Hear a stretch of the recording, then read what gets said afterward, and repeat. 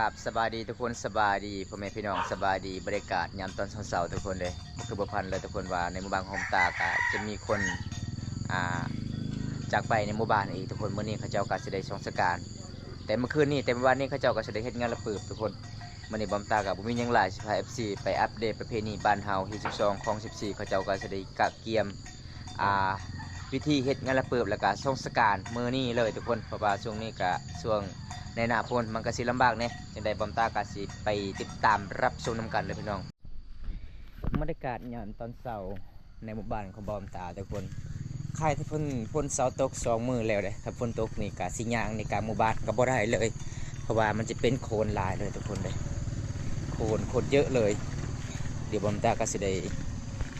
ไปกินถ่านไปพร้อมแบบประเพณีบ้านเฮานี่เวลาคนจากไปในหมู่บ้านหรือว่าเฮาสิเฮ็ดงานระเบิดต้องกินถ่านเนี่ยเฮามีเงิน10-20,000หรือว่า50เฮาก็ต้องซอยเป็นเล็กน้อยแบบนี้แหละทุกคนอันนี้ผมตาก็สิกินถ่านตอนเช้าๆเลยทุกคนขนาดฝนตก2 มื้อเบิ่งพี่น้องในเดือนบานก็จะเป็นโคลนลายเลยหรือว่าขี้ตมลายเลยขี้ตมอยู่กลางบ้านเบิ่งพี่น้องเห็นบ่รถเข้าในบ่ได้เลยมาเดาเอง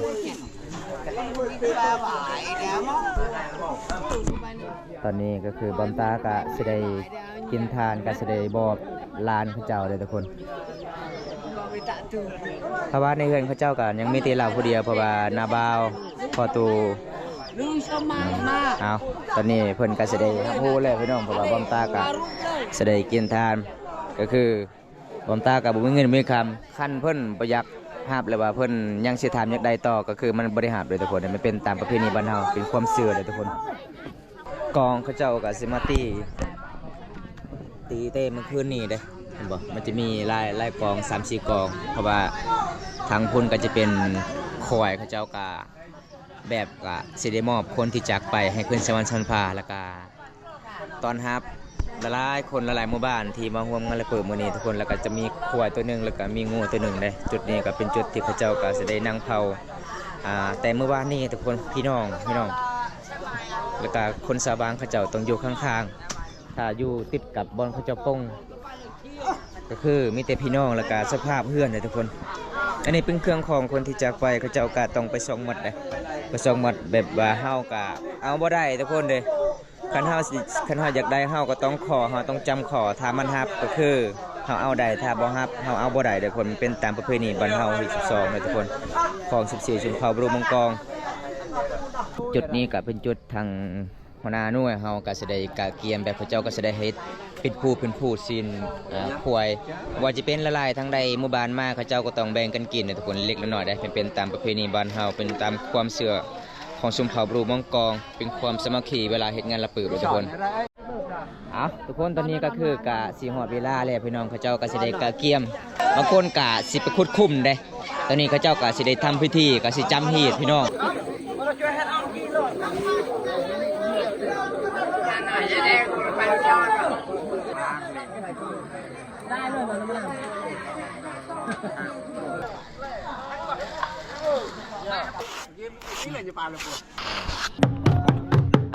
คนตอนนี้ก็คือบรรยากาศยามตอนเช้าได้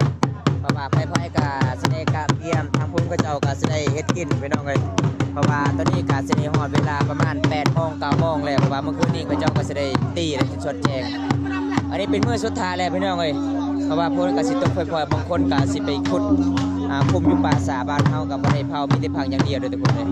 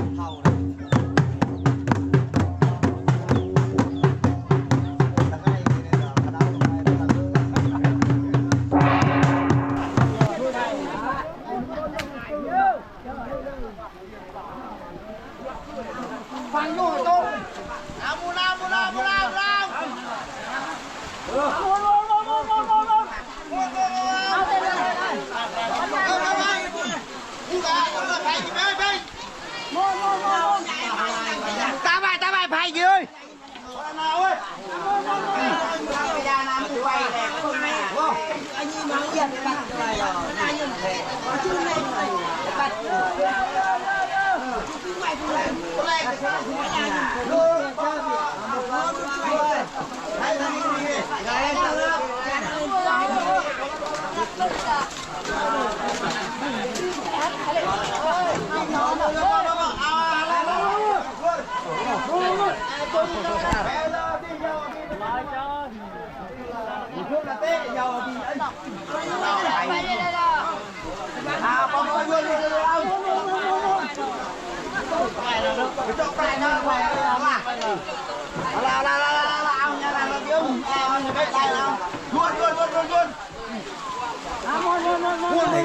ไทยกับพยองฝนตกทุกคน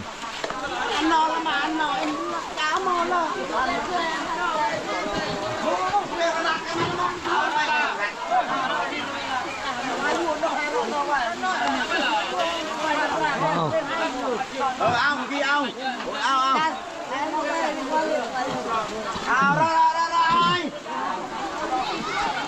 เลือกกันเอาไว้ไปเลย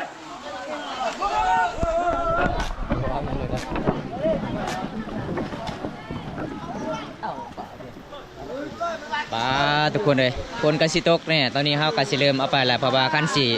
เอาไปประมาณบ่ายโมงกับไปบ่ได้เพราะว่าฝนตกเพราะว่าเขาเจ้าก็จะได้ขุดคุมยันน้ำมันเต็มทุกคนเลยอันนี้คือประเพณีบ้านเฮาเนี่ยพี่น้องครับโมเฮ็ดมันกับบุกเหตุอันนี้ชาวบ้านก็จะได้กาเกียมแล้วทุกคนไปสงสการเป็นมื้อสุดท้ายเลยตอนนี้ประมาณ9 โมงตอนเช้าก่อเนี่ยแต่เธอก่อเนี่ยดูดีดีกว่าอย่ามึนละลูกเอ๊ะโยนโอ้ดีกว่า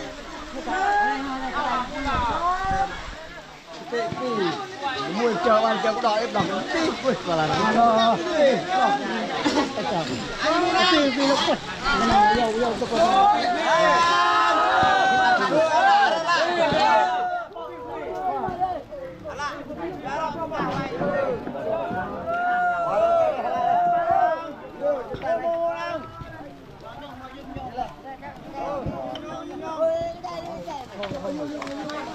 vô pi ghê vô nó bực khử mà lật tí lật tí chọn đập rồi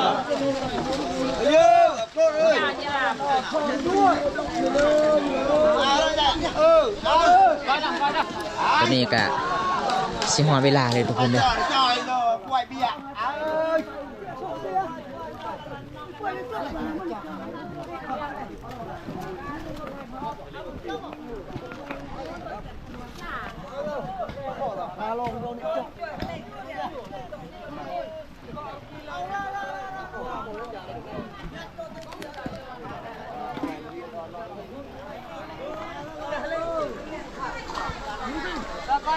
เล็บปะน้องเด้อ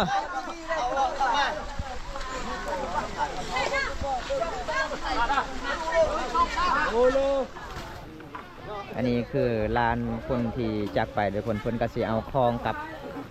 กับแพอันนี้ทุกคนไปก่อนแล้วก็ชาวบ้านไปตามหลังเลย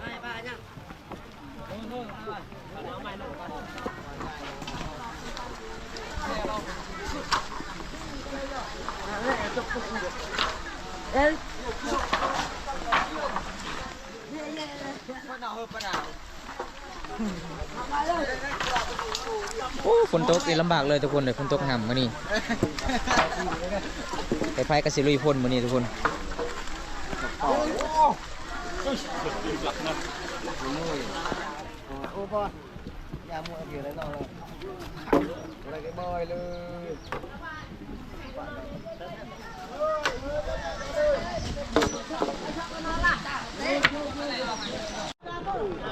อ้าวทุกคนเลย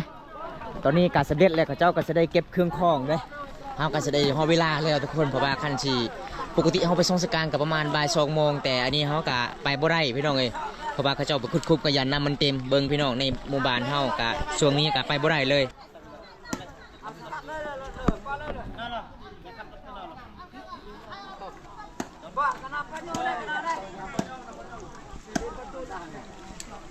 ปอเลย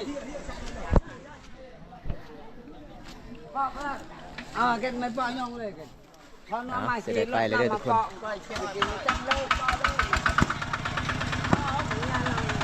อันนี้ก็คือลานของคนตัดสินไปก่อนนะแล้วก็ตีกองตีคลองไปกอง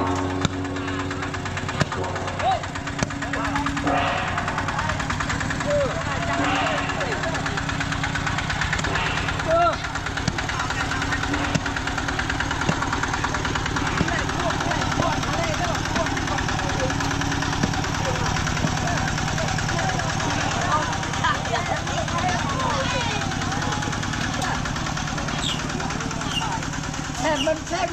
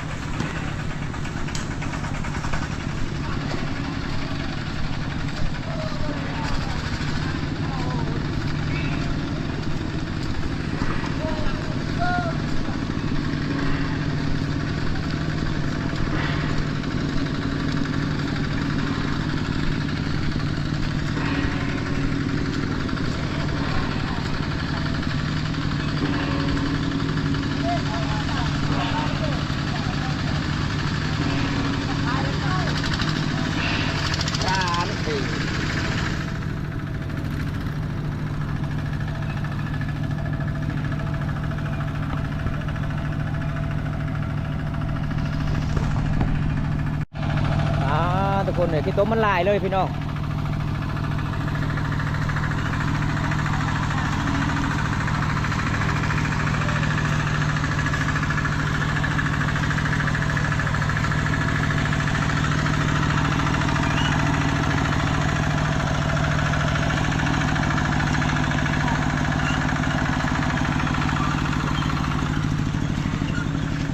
เจ้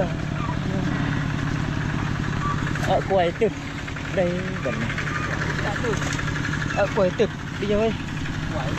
trời ơi nhôm ô con ma bó laiเลยทุกคนเลย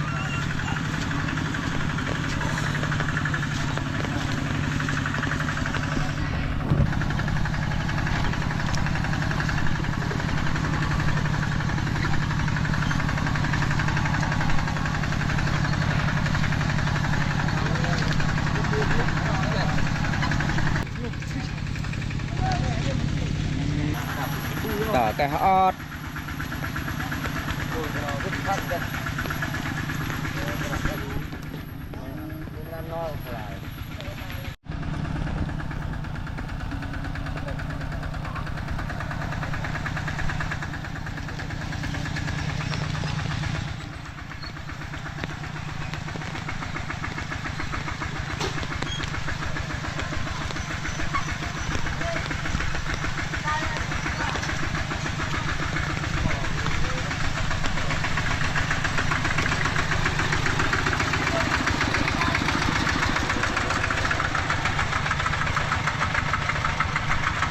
แต่นี่มันเอาการแสดงมาห่อแล้วเด้อทุกคน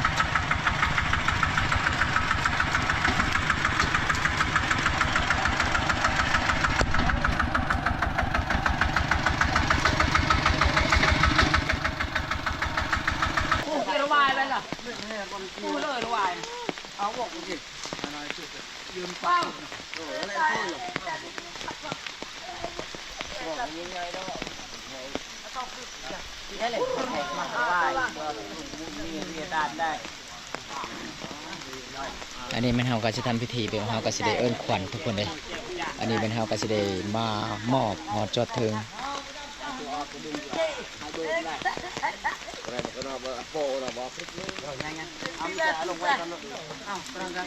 ไม่ใช่เราชวนกี่กูได้พวกชวนกี่มันว่าชวนเราเยอะเลยเลิกแล้วเล่นชัยใช่ไหม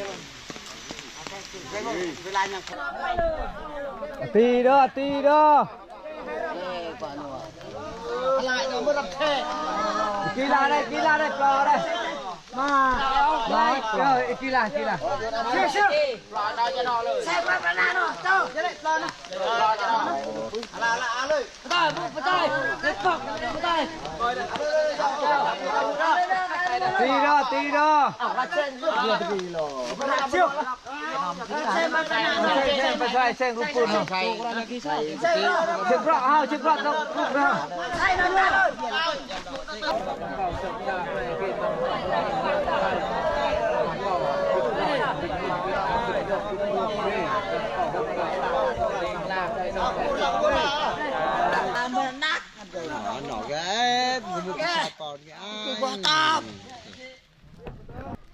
แม่นหมดเลยนะพี่น้องทางนี้ได้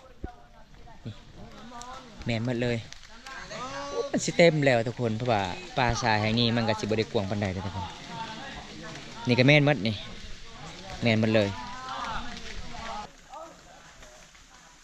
แบบมื้อนี้เราก็จะได้ส่งสการนะส่งสการในป่าซาตามเขตชนบทหมู่บ้านของบอมตาเองทุกคนแล้วก็เดือนนี้ก็โอ้พี่น้องหลายๆคนทุกคนในหมู่บ้านบอมตาจากไปพี่น้องก็ขอแสดงเสียใจนำครอบครัว